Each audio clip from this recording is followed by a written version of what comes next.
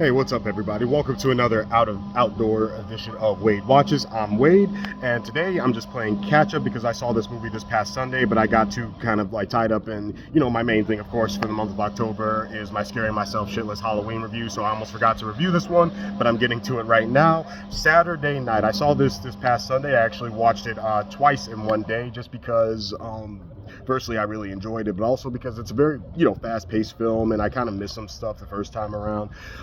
Due to some unforeseen circumstances in the theater, like watching it my first time around. So I watched it twice in one day. But getting into it, this is based on a true story. It is based on the true events that led to the first ever episode of Saturday Night Live that aired on October 11th, 1975, which apparently was a shit show. And though I'm very familiar with the show, I've seen a lot of clips. I understand that a lot of comedy icons got their start on SNL, all that good stuff.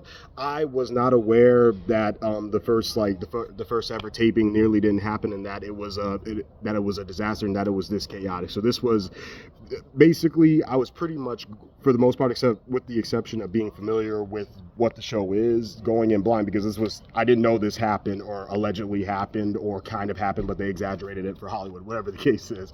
And I will say that due to the nature of the story, this is a film that, as they say in the movie, they have 90 minutes to get this whole live show together. It's very fast paced. It's very it's a lot of walking and talking, people talking over each other, a lot of organized chaos, really capturing the chaotic feeling of not only getting a live television show together, but getting a live television show together that has a lot of issues, a lot of production issues, a lot of things going wrong with it, and it nearly not happening. So when it first started up, it was a bit jarring, but the more I watched it on, I kind of was able to keep up with it, go in stride with it, and I even found it endearing at a point, because not at all to my surprise, this is definitely framed and executed as that underdog story. This young producer, Lauren Michaels, has a dream.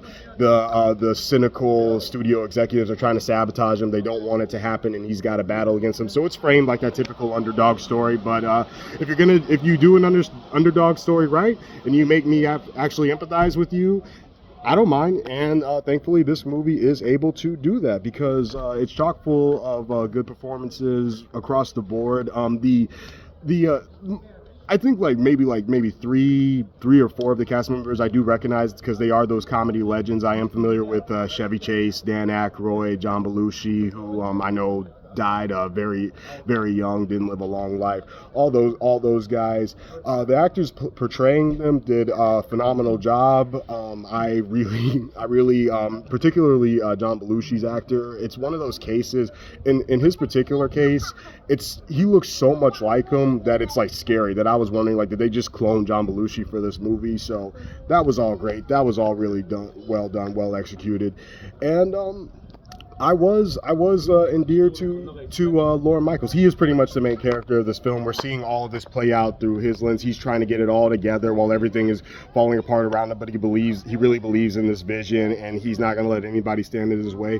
And I was really endeared to him. I was rooting for him to pull it all together and finish it and, change television history. So, yeah, that's about all I can say. I will say there are a couple of minor conflicts set up that don't really have resolution. I just felt like a couple of characters who I won't name here were just kind of thrown in there because it's hey, we need somebody to say something rude and say you can't do it, you can't pull it off. But I really I felt for me personally, you can debate me on this, I understood what they were doing there, because they were some of those aforementioned cynical studio executives saying hey, you can't do this is crazy, you can't pull this off. So I understand why they were there, but it really didn't feel properly resolved. And there's one character who he just says something kind of nasty and rude and definitely meant to be condescending, and then he just goes away. There's no resolution to that. And I don't know, it would have been gratifying to see his reaction and be oh shit, I guess I was wrong about that guy.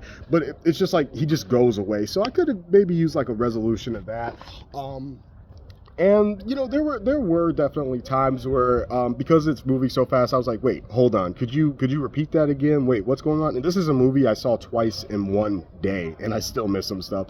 But other than that, it's really good, really solid, really endearing. It's that classic underdog story framed in within a story about a true story about a live television show that almost didn't happen because everything was seemingly working against it. But they pulled on through. Even if it's exaggerated for Hollywood, it was still a very entertaining classic underdog story. Wrapping it up, I'm going to give. Oh yeah, and it was super funny too. I can't wrap up without talking about how much I laughed, because there are times when I laughed really hard. And you might be saying like, yeah, of course. I mean, no shit. It's a story. It's a film about the Saturday Night Live. Of course, it's going to be funny. But I really thought it was going to be like more serious than funny, because it's like this show almost didn't happen. But I laughed my ass off a couple of times, so there's that too.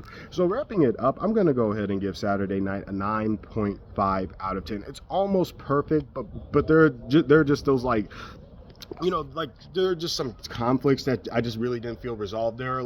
There's a lot of characters. This is an ensemble, and I felt like not everybody had to be there. Just my personal take. So 9.5 out of 10 for Saturday Night. Still really good. I still recommend you check it out if you haven't seen it already. Yeah, don't miss this one. So yeah, this has been another edition of Wave Watches, and I'll see you all next time. Peace.